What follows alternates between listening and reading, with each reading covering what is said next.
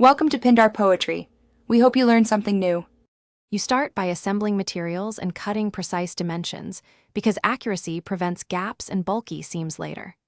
Measure 16 cm by 8 cm and score down the center at 8 cm to create a clean fold.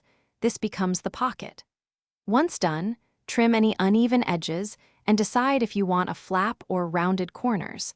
A 1 cm flap gives reliable glue area. Make sure to test fit the gift card so you know where to leave clearance for easy removal. This small step saves rework. Fold the scored cardstock to align the pocket and crease firmly. This gives structural strength and a crisp opening. Then apply glue or 5 mm double-sided tape in 3 strips, one along the bottom and one along each side, stopping 5 mm from the top so the card can slide in. Once you press the layers together for about 30 seconds, the bond sets and you can reinforce corners with a tiny extra dab of glue. Make sure to trim any overhanging paper for a professional look. Final steps finish the look and secure the card.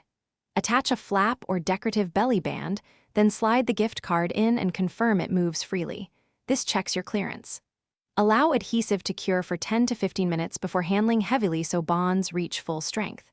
If edges misalign or glue seeps out, gently open, remove excess with a damp cloth, then realign and press.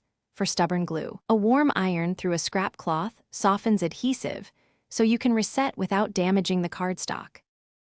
Thanks for watching. Consider subscribing if we helped you.